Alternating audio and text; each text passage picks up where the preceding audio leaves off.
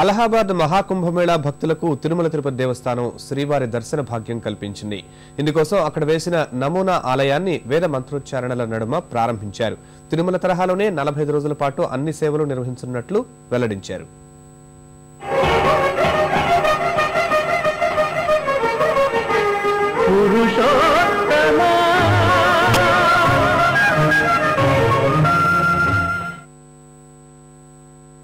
వేడుకొందామా వేడుకొందామా వేడుకొందామా వెంకటగిరి వెంకటేశ్వరుని వేడుకొందామా వేడుకొందామా వేడుకొందామా వెంకటగిరి వెంకటేశ్వరుని వేడుకొందామా వేడుకొందామా.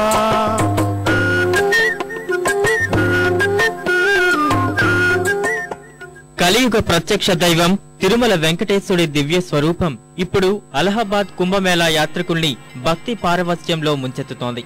తిరుమల గిరిలో వెలసిన ఆ దేవదేవుడి నమూనా ఆలయాన్ని తిరుమల తిరుపతి దేవస్థానం పాలక మండలి త్రివేణి సంగమం చెంతకు చేర్చారు.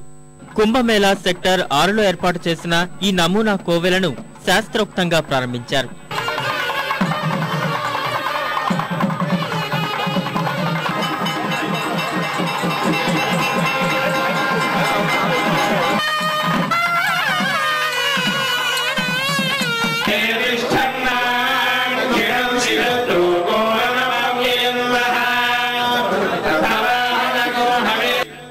వేకువజాము త్రివేణి సంగమంలో స్వామివారికి స్నానమాచరించి మంగళ వాద్యాలు మంత్రోచ్చారణల నడుమ ఆలయంలో పూజలు నిర్వహించారు.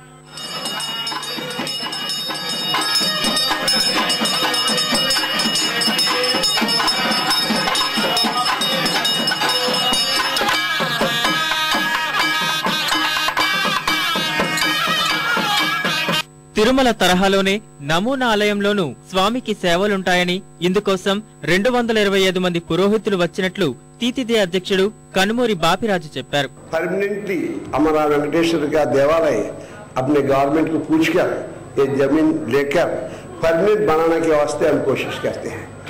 हाँ, इलाहाबाद में ऐसा पुण्य भूमि है.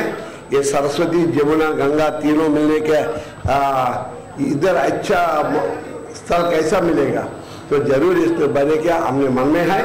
శ్రీవారి ఆలయాన్ని శాశ్వతంగా నిర్మించేందుకు స్థానిక పత్రికాధిపతి 10 ఎకరాల స్థలం విరాళంగా ఇవ్వనున్నట్లు తెలిపారు.